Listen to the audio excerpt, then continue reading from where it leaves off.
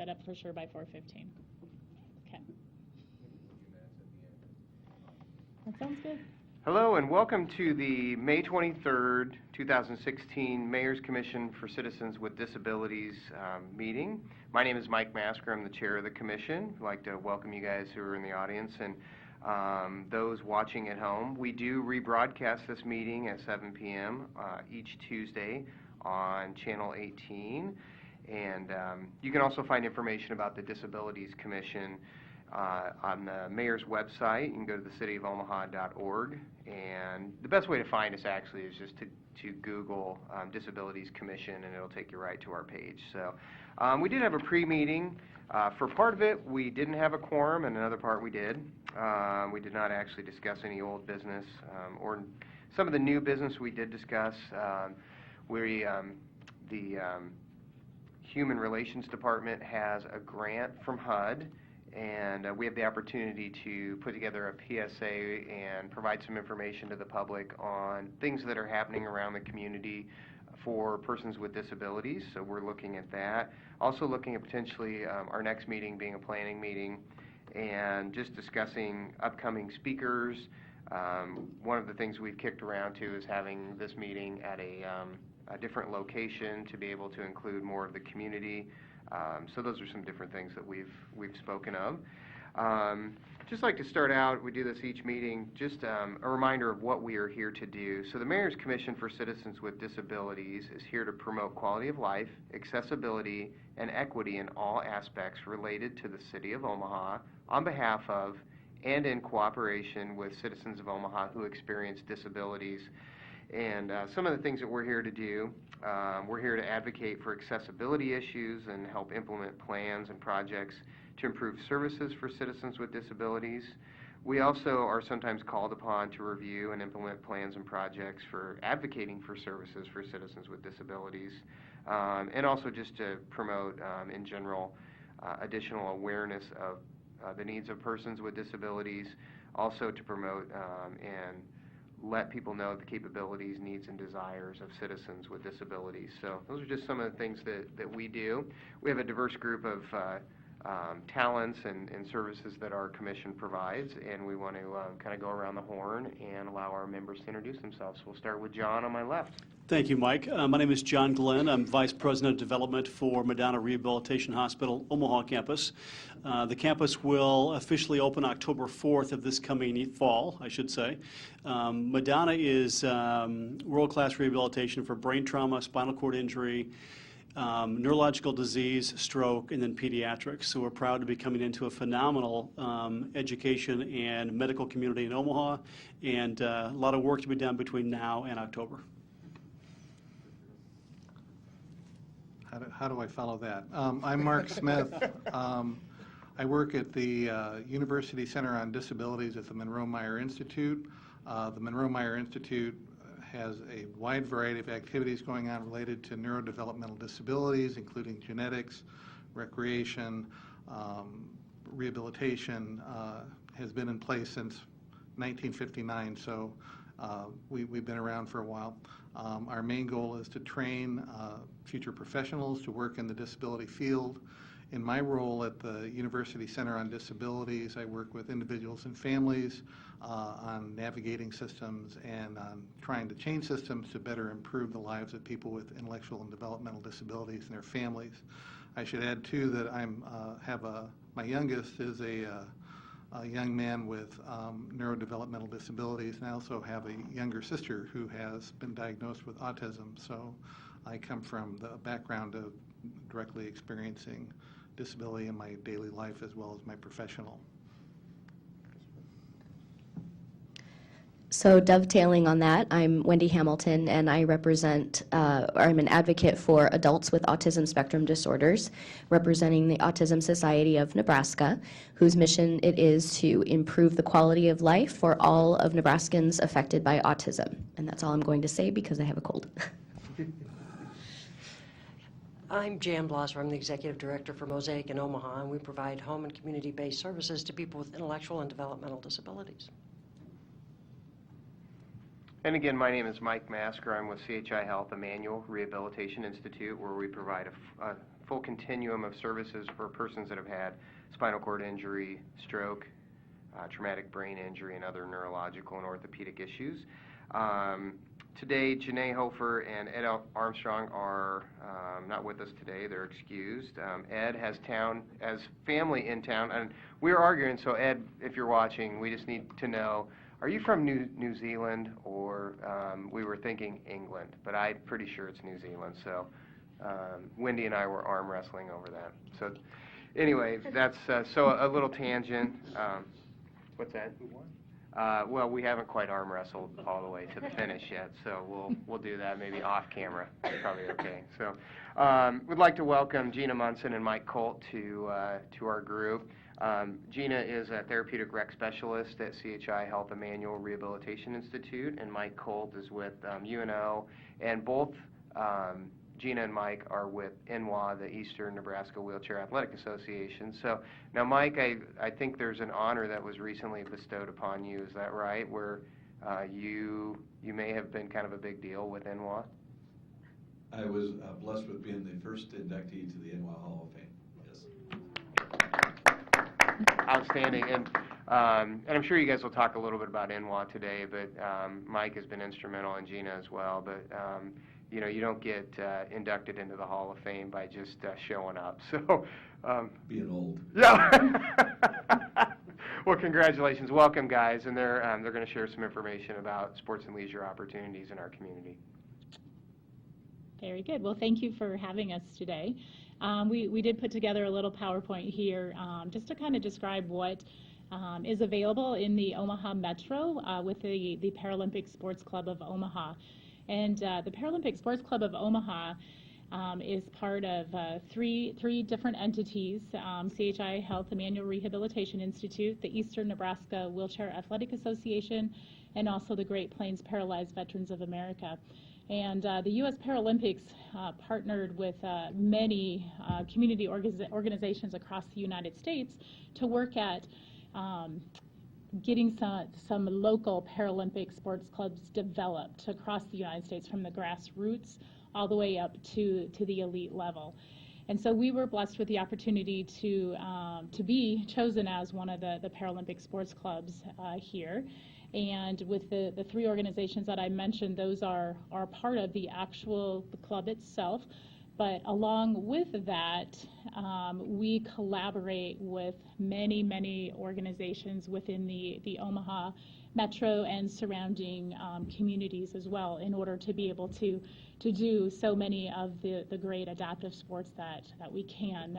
You know, examples would include University of Nebraska Omaha, even Mockingbird Bowling Alley, Shoreline Golf Club. You know, there's just a wide mix of organizations that allow us that opportunity. And sometimes people are, wondering, why is it such a big deal to have, sports and rec opportunities available for individuals with a physical disability or some type of impairment? And, many of the individuals who sustain some type of injury or illness, and it causes them to have to do their recreation or their passions a little bit differently, may not know where to turn to do that, or may not have the opportunity to be able to participate again. And so having a club that's developed and organized and offering the many different things that we are able to as a club provides that person the opportunity to have some physical activity that's regularly scheduled for them, and they know it exists, and they don't have to go searching once they find us. So it's stated that there's 21 million Americans that are living with a disability, and actually 3 million of those are those under the age of 21. And I think for all of us sitting here in the room, we know probably how we feel when we have the opportunity to go out and enjoy the things that we love to do.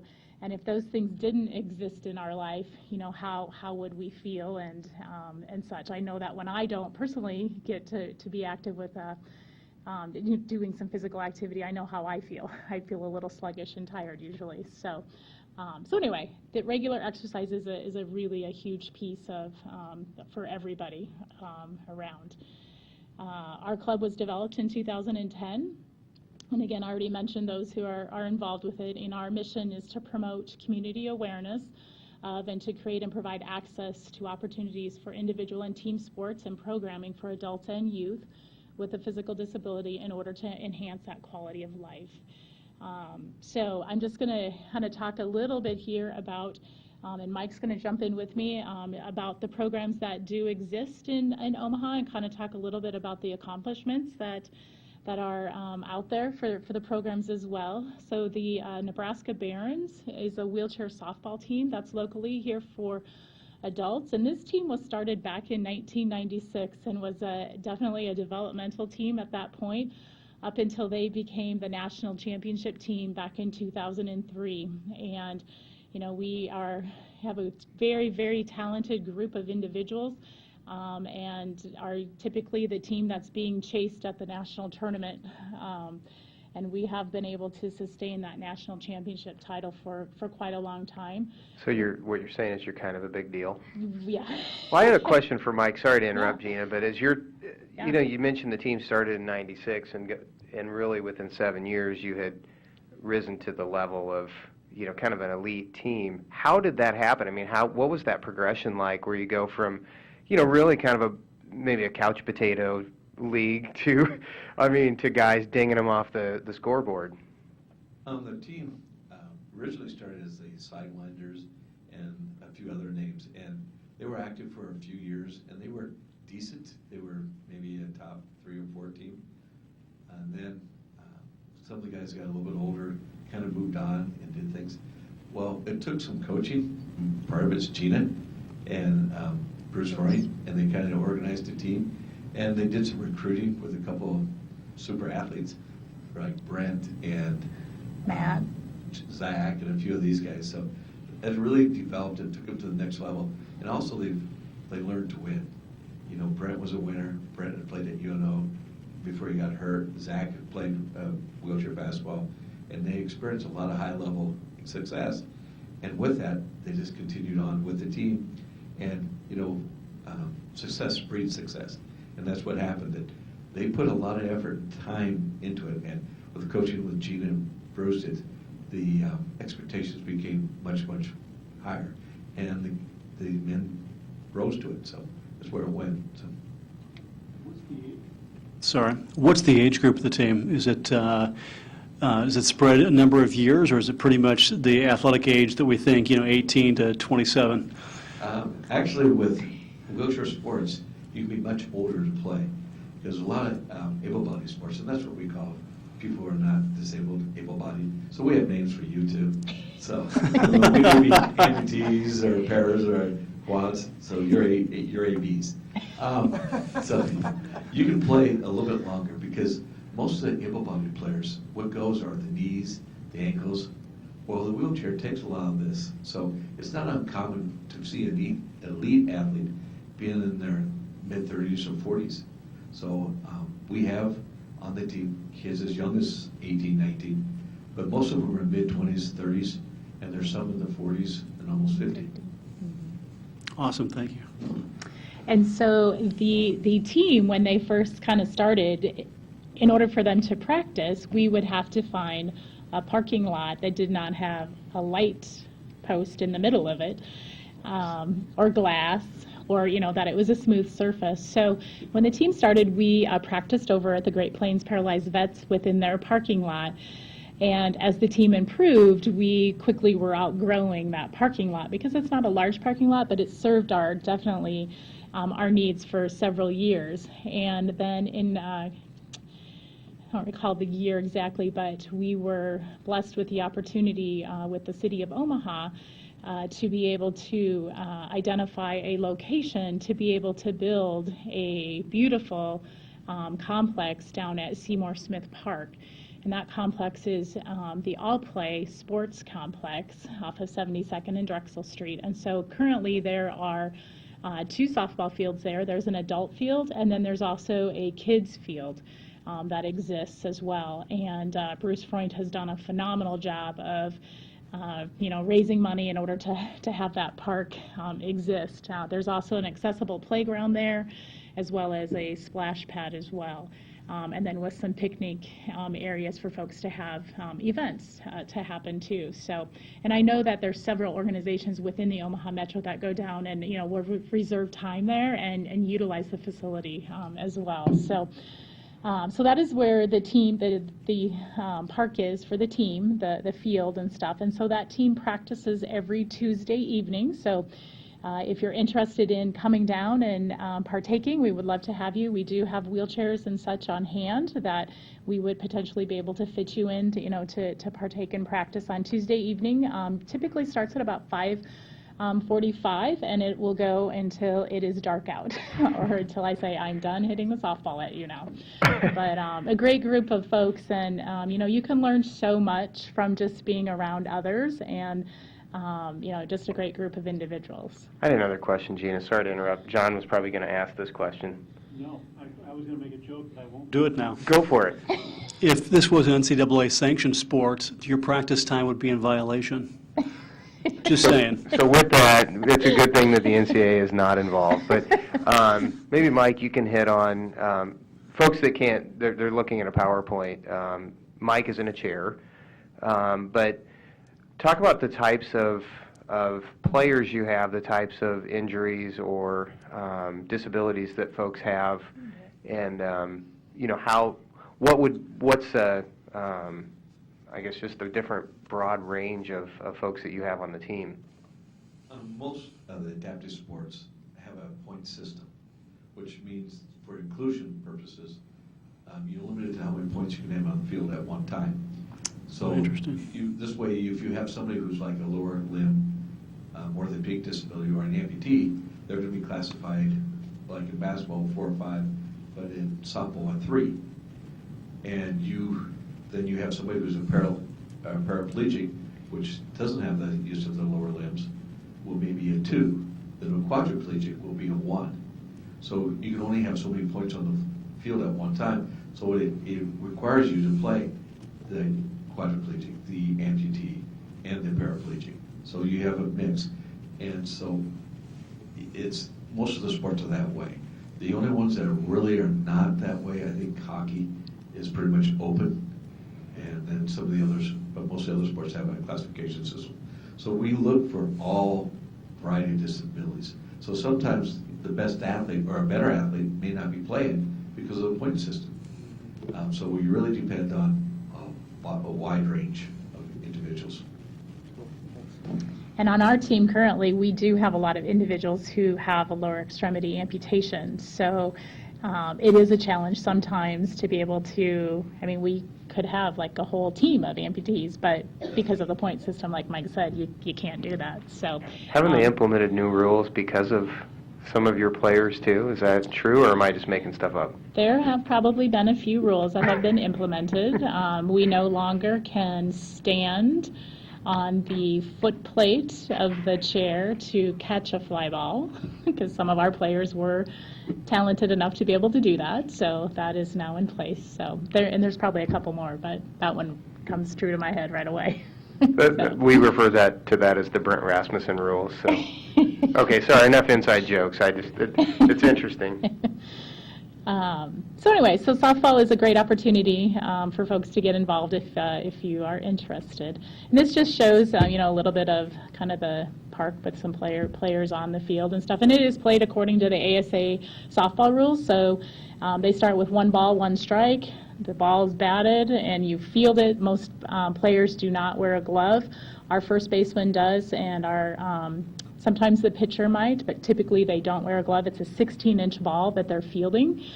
And it's a pretty hard, it's a hard ball. It's not, a soft one. And you do have to be able to react to get the ball. It's not just going to come to you. So, and then, as a result of having a great adult team, we also started a junior team. And so they are the Junior Barons. And they, again, practice after basketball season is done. Their practices typically start the first week of June, and they're on Friday evenings out at All Play. And again, they follow similar rules with the junior varsity and the varsity team, and some prep teams as well. But their schedule isn't as hefty of traveling as what the adults are, but it's just another opportunity and an outlet for kids to be able to be active in another type of sport. So again, so that's available for any kiddos that are out there that'd like to participate. Then there's also the Nebraska Red Dog basketball program, and I'm going to turn that over to Mike to talk about all the different levels that are available. Yeah, the Nebraska Red Dogs started back in 1991, 92, and it's a wheelchair basketball team. It came out of the City of Omaha Sport and Rec program.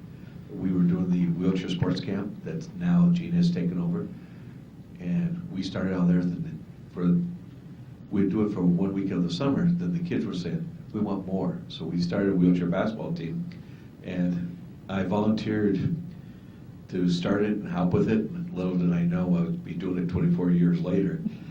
I had never planned on it, but it's one thing that happened. And what we do is we have 3 basic teams now. We have our prep team, which is 12 and under, and most of them are going to be 8 to 12.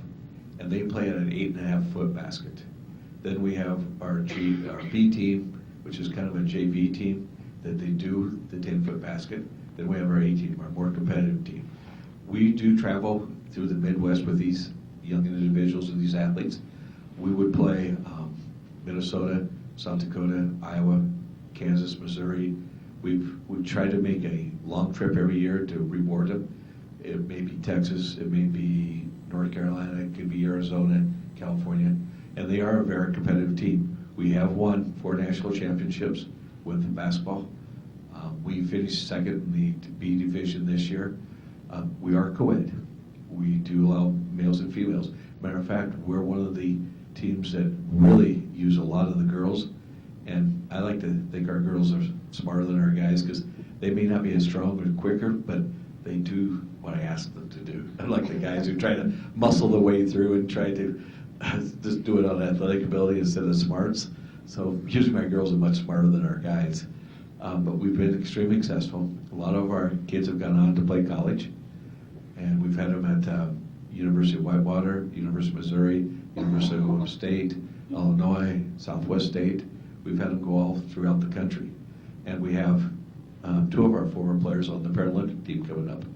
And we have 1 playing international. We have a couple more with the next, probably not this Olympic, but the following, maybe on the team. We've had some very good success. And with that, we're going to start a University of Nebraska Omaha team started this fall. We've recruited some players. We've got a lot of them from the area, but we're also recruiting nationally. I thought coaching 16, 18-year-olds were bad. Try and recruit one that doesn't know what he wants to do yet and try to get him to Omaha. And they go, where's Omaha?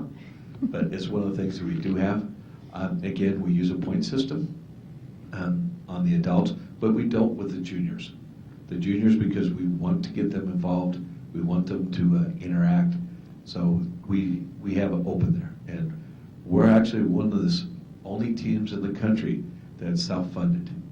Most of them are associated with rehabs, hospitals, or with city park and rec, or things like that. We've been totally self-funded. We do grant writing.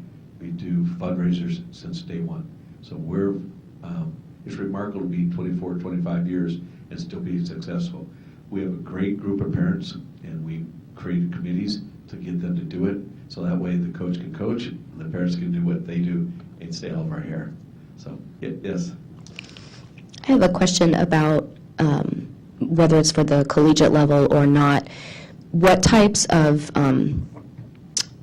physical therapists or physical trainers do you have available? I mean, I assume you've got, if somebody's injured, they need to be pulled off or whatever. Is there, do you have partnerships for medical professionals, or not a very well-worded question, I'm sorry. No, Does that make sense? No, I understand. Okay. Totally. We're fairly lucky. The University of Nebraska Omaha is really working hard for inclusion. We're looking to start the basketball team, and eventually we'll do track, field, swimming, hockey, and maybe quad rugby. We're very lucky in my building. We have athletic trainers on staff for the students, not the athletes, for the students. And they allowed me to take them to the national tournament this year.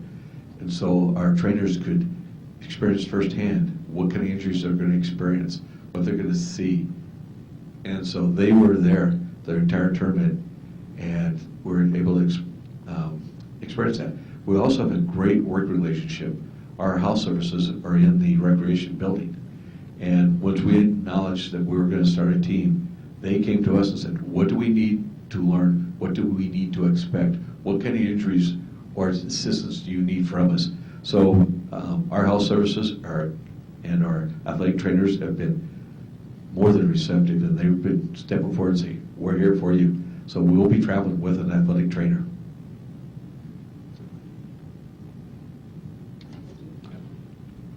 Do you have any more to add with basketball at all, Mike? No, that's good. No, you're good. So along with the basketball and the softball that we described, there also is sitting volleyball for individuals, primarily those who have an upper or lower extremity amputation. And it's exactly like volleyball, except you're sitting on the ground, and the net is at like a tennis height. And the idea of it is, you have to move around, you have to scoot around in order to hit the ball. And when you make contact with the ball, your bottom has to be touching the ground, okay? So we have a gentleman, a couple of people actually, who played on the men's Paralympic team. Brent Rasmussen was the captain of the men's Paralympic team, and Matt Johnson also played on that team as well. But typically, the first week of March, we host a tournament. It's kind of turned into a fundraising effort for the Eastern Nebraska Wheelchair Athletic Association. But we have able-bodied teams that come and compete in this tournament, and then we also have national players that will come for that weekend and play as well. So we intermix the able-bodied with the disabled, and I tell you what, sitting volleyball is a blast, but it is definitely hard.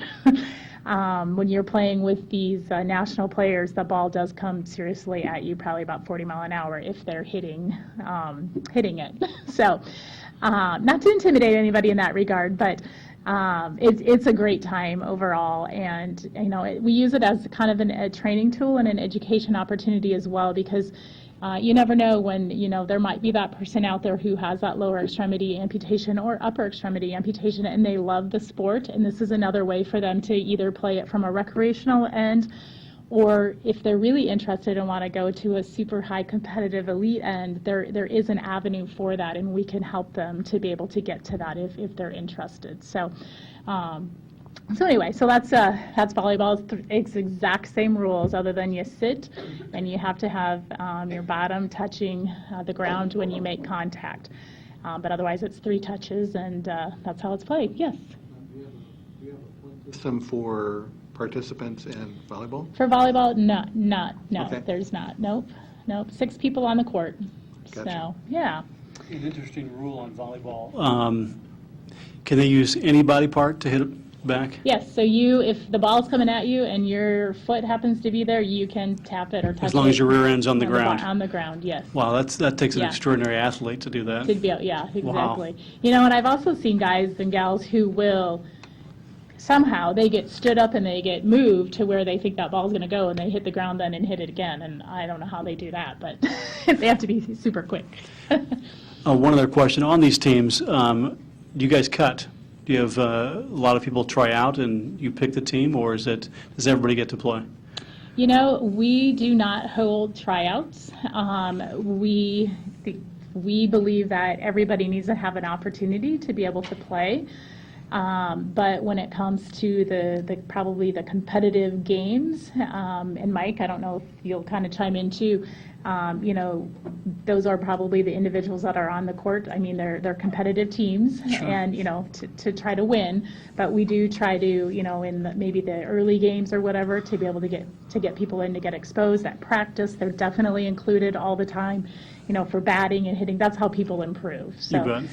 yeah, I don't know if you have And in anything to add. basketball, we're pretty much, when we have our A team is usually related to able-bodied sports, our select team. Mhm. They're the ones that travel a little bit more. But we try to do our B team, also let them travel.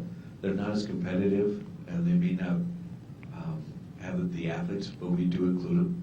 And usually we we don't want to exclude anybody because there's so limited amount of opportunities for them. So we'll accept anybody, and they will play. They may not play as much like regular sports, but we do play, and we try to create the different teams for them, different level. And that's one of the things that I did mention. The Red Dogs practice on Saturday mornings at UNO, starting in September. The men's team, the university team, is doing off-season practices Wednesdays and Saturdays. Wednesday at 5 at UNO and Saturday at 10. I can't be present because of NCAA rules. I can work individually. I knew they'd come into play somewhere. I don't get sport, I don't get it. Okay. Off-season practices, coaches cannot be present for team.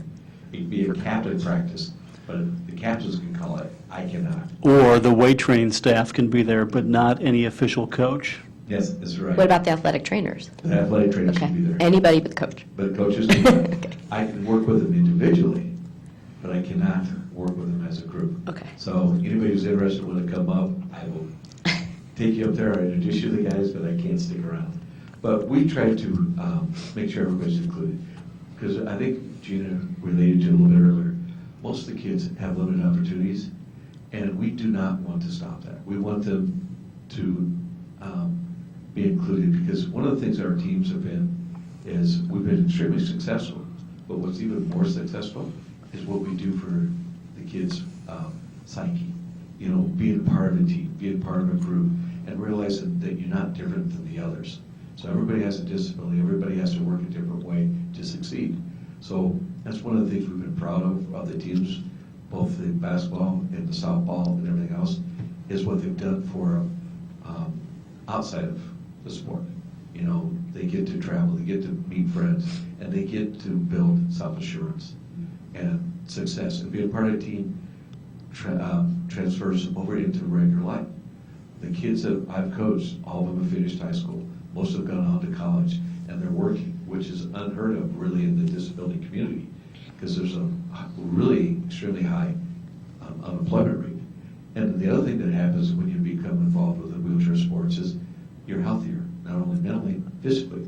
They have less UTIs, they have less decubitus ulcers, they have less problems, and they do better in school. So really, the sports and activity is not just winning, it's entire life.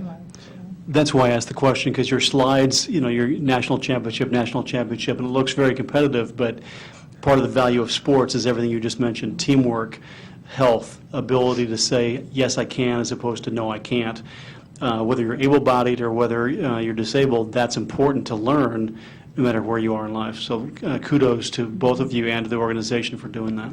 Well, I was just going to mention, the thing that I've observed too is even in softball, there's different positions, so you can put people in the position where they can succeed. You know, I've seen, you know, there's a young gentleman who participates who has CP, and his left side is, you know, is disabled, but he's been behind the plate catching, you know, and has been successful doing that, and the smile on his face is ear to ear, and but it's about putting people in a position to succeed. Even like in basketball. Amen to that. You know, in basketball, there's only one basketball. Yeah. Only one can shoot it. And that's, you know, I've taught that young.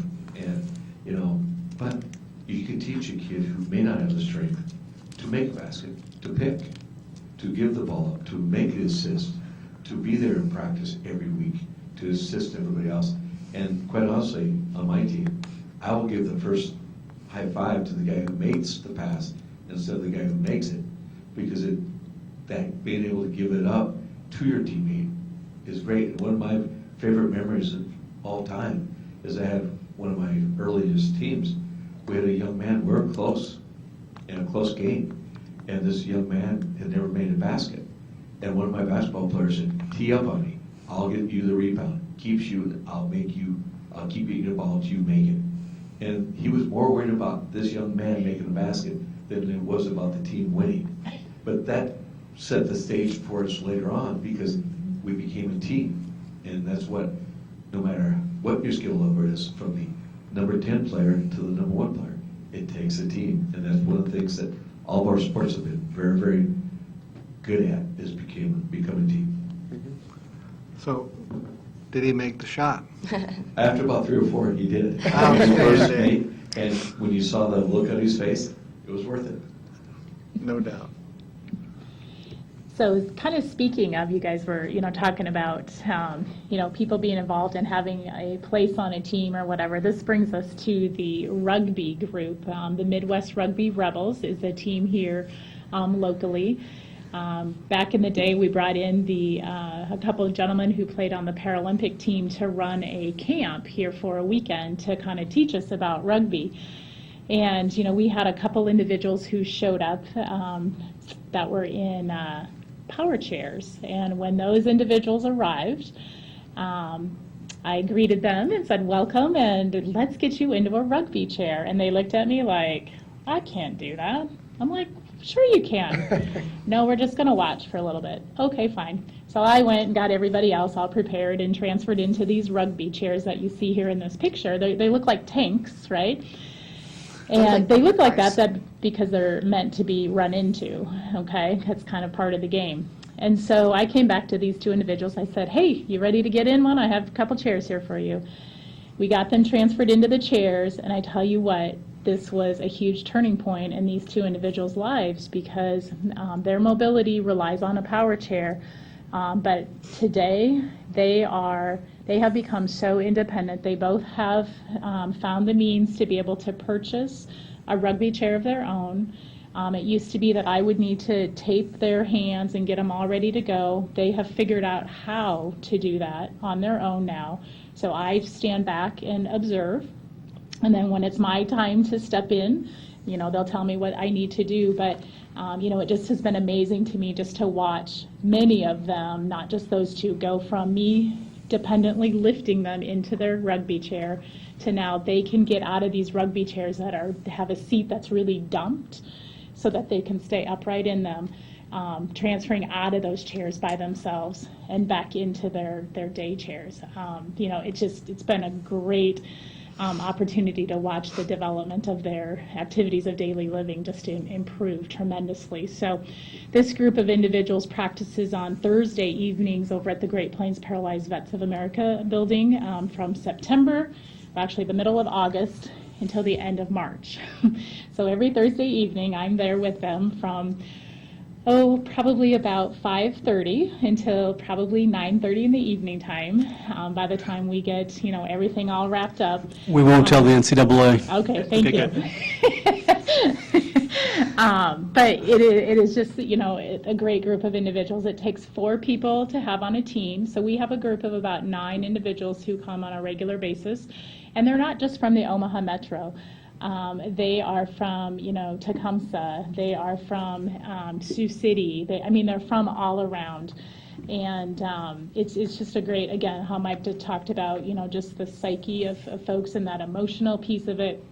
They have grown so much from that. So, Can anybody come to watch the practices? yes, Any definitely. of the ones that you've already mentioned, people could Yes, come to. we love to have people there, and you may actually be asked to get into a chair and to participate. So, because sometimes it's nice to be able to chase an able-bodied person down the court and kind of let them learn about the sport as well. And smash their So, knuckles? Yes, Yes. yes. And you guys make fun of us, right? Yeah. Because we're terrible driving wheelchairs. Yeah, so You don't have that hospital push. It's really observable that everybody will laugh while they're a newbie. Yeah, right. So rugby is another great outlet for an individual who has an impairment.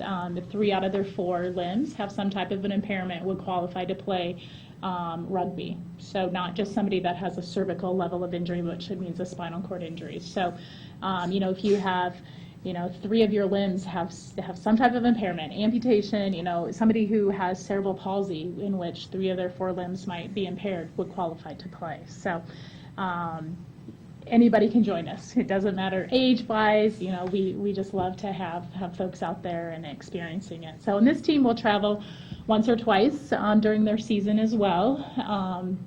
And like I said, they've made great strides and just have a great time. And they would practice year-round. But we take a break. So, and many of them actually who have their chairs push on a regular basis outside of rugby. They will be seen out in the community pushing their rugby chairs just to work on their endurance and such as well. So We have a bocce ball league that runs from May to June over at the Great Plains Paralyzed Vets of America on Tuesday evenings from 6 to 7:30 p.m. That, again, bocce is a little bit slower paced type of an activity, but it certainly has a lot of strategy behind it. So we have, like I said, a group. We have 2 courts set up over there that folks participate with.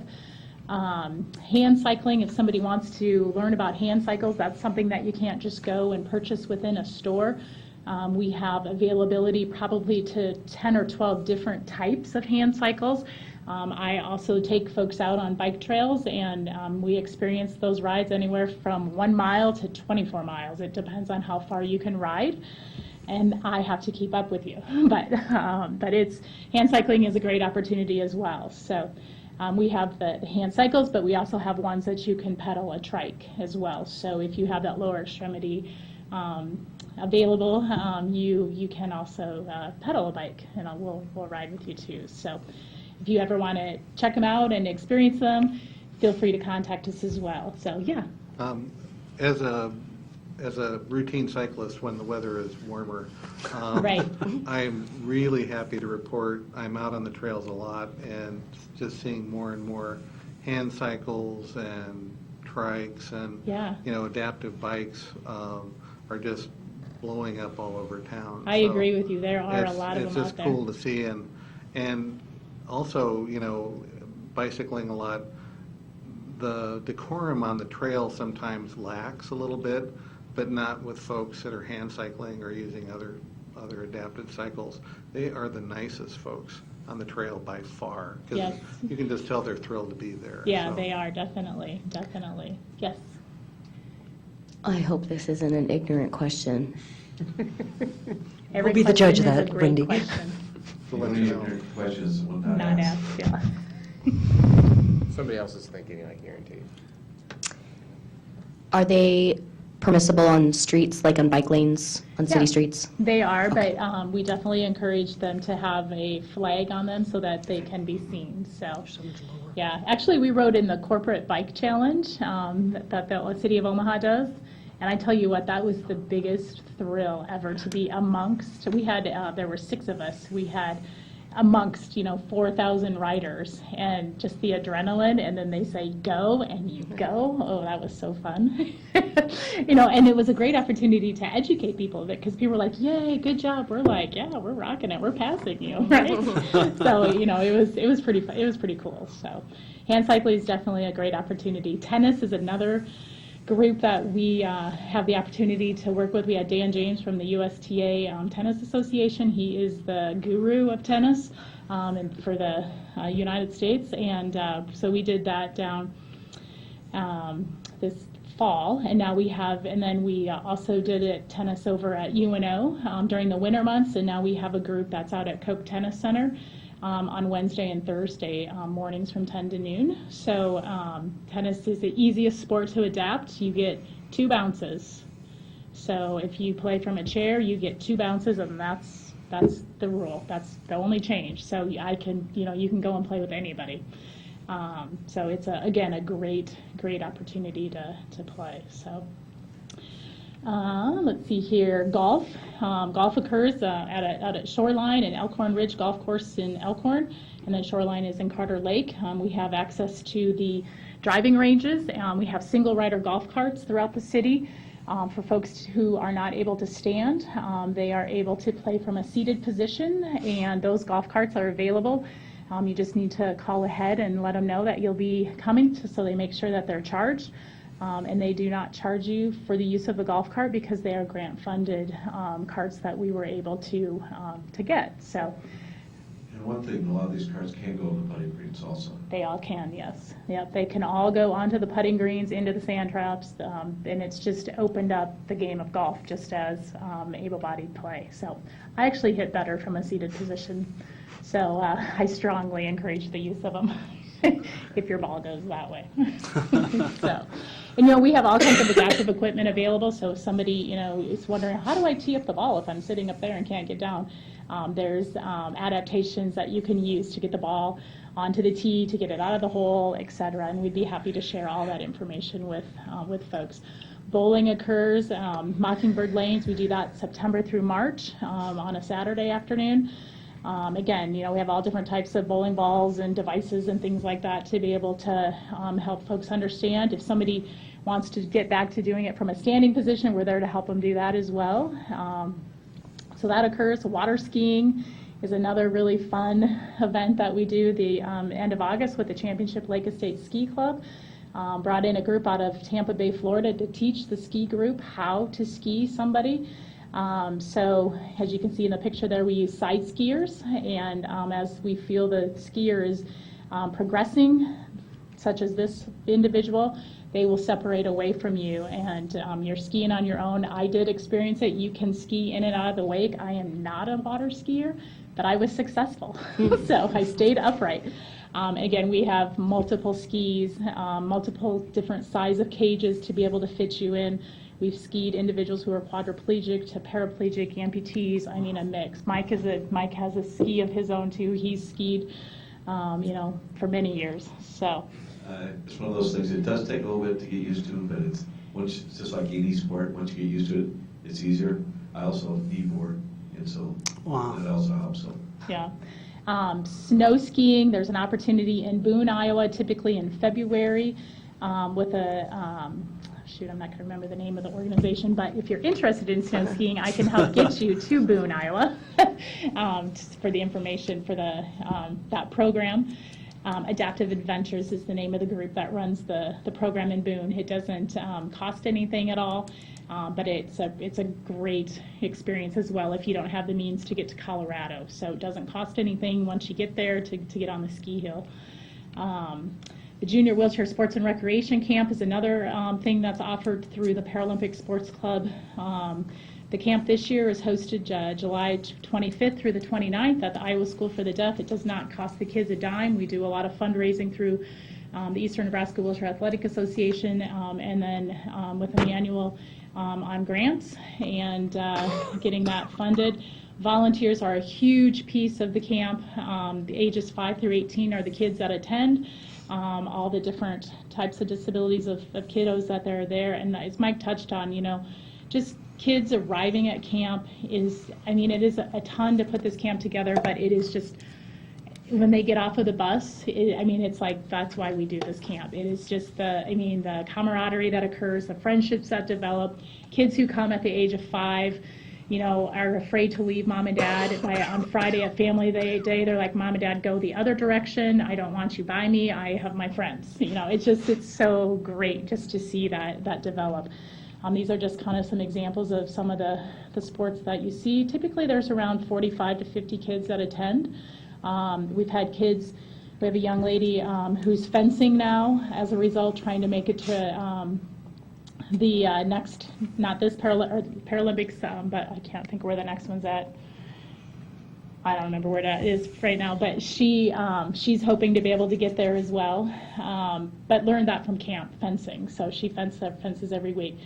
Softball, we do golf. A lot of the sports that we just kind of talked about. Wood carving is another thing that we offer as well. Somebody said, let's do wood carving. I really didn't know if wood carving would take off. And I tell you what, these individuals make some pretty incredible pieces.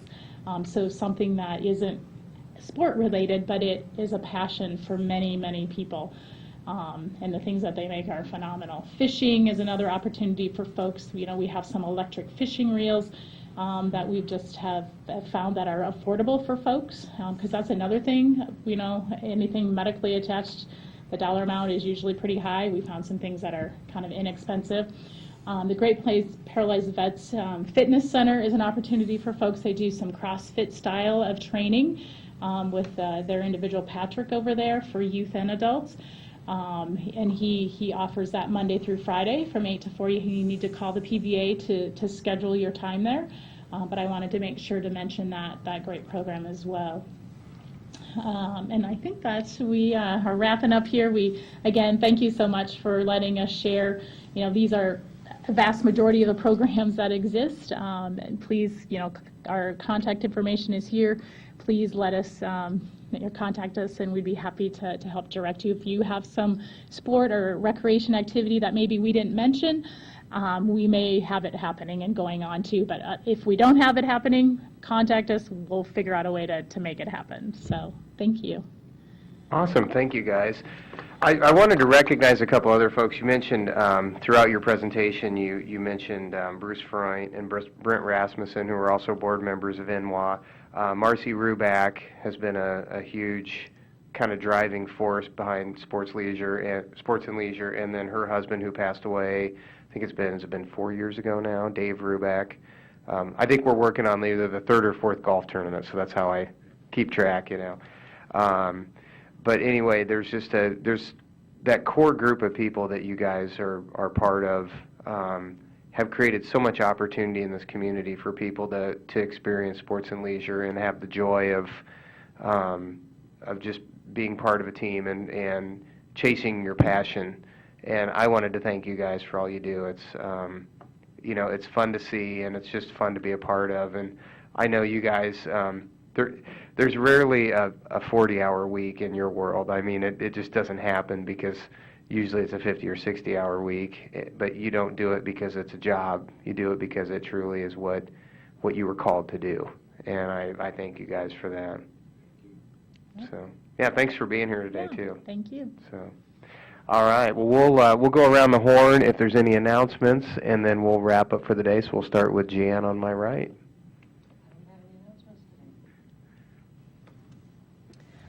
Actually, she does. All of us that represent nonprofits here in the Omaha area would like to remind you all that Omaha Gives is coming up on Wednesday, May 25th.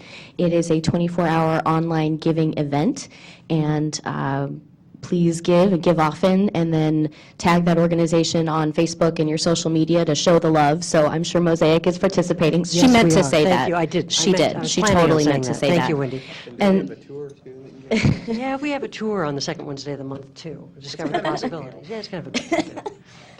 And then I have just one more announcement from the Autism Society of Nebraska.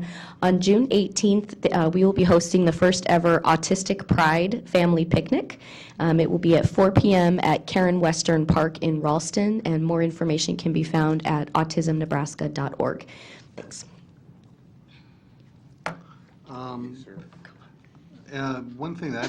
One thing quick I'd like to mention.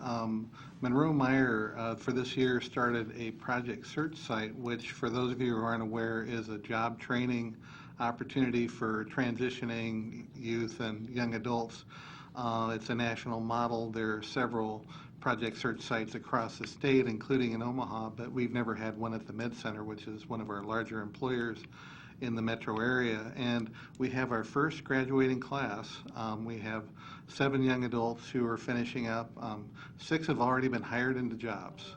And the 7th was offered a job but couldn't take it due to his own time constraints. He couldn't do weekends, so we're pretty assured that we're going to go 7 for 7 on. And that is the focus of Project Search, is to provide internships in businesses with the goal that the individual either can get a job there at their Project Search site or wherever the path may take them. But we're really pleased. If you want to know more about that, you can contact myself or you can contact Tara Harper, and I'm going to say her email address very slowly. It's tdharper@unmc.edu. That's tdharper@unmc.edu. And either one of us would be happy to talk with you if you had questions about the program. Thank you. No specific announcement, but I'd really like to thank Mike and Jenna again for coming today. As a member of a team for 8 years and trying to be a lifetime sports enthusiast, even at my advanced age, the opportunity given to people, whether they're kids or adults, to be able to be in sports, the values they teach, the amount of self-awareness, positive role models, positive feelings, and health is really incredible. So thank you for what you give to so many. And as Mike said, the hours are long, but the smiles on both your faces are very real. So thank you for being here today and doing what you do day in and day out for all these athletes with a capital A. Thank you. Thanks, John. Again, Mike Masker, CHI Health Emmanuel Rehabilitation Institute. Just a reminder that we do have a full complement of support groups for persons that have had a spinal cord injury and their family members. So spinal cord injury, have experienced a stroke, traumatic brain injury, or an amputation. And there's information on our website at chihealth.com. And if you go to Rehabilitation Services, our calendar is on there, and you can find links to our different support groups. Would like to thank Annie, our sign language interpreter. She's awesome, and she always has a smile on her face as well. So we're very appreciative of her being a part of our team. Just a reminder, our next meeting is June 27th. Our team meets in the Douglas County, City of Omaha, Douglas County Civic Center building on 1819 Farnham. We meet in the legislative chambers on the fourth Monday of each month, and our meetings are open to the public, so we certainly welcome anyone who's interested in joining us. If you have topics that you'd like us to explore, if there's issues that you're running into and you'd like our help, we are able to elevate those to the mayor's office and get proper resources on them if there's things that we can help you with. Our contact information is on our website. That's probably the easiest way to get a hold of any one of our members, and then we'll make sure we try to get that to the correct source. Reminder, we do rebroadcast our meetings at 7 p.m. on Tuesdays, and on Cox it's channel 18 through public access, and we are also on CenturyLink, and I apologize, Chris has probably told me 69. Okay, on CenturyLink. So if you missed any of it, you don't have to, because we are there all the time. It's exciting, and you don't want to miss any minutes of our meeting. Again, our next meeting is Monday, June 27th, and with that, we are adjourned, and we'll see you guys next month.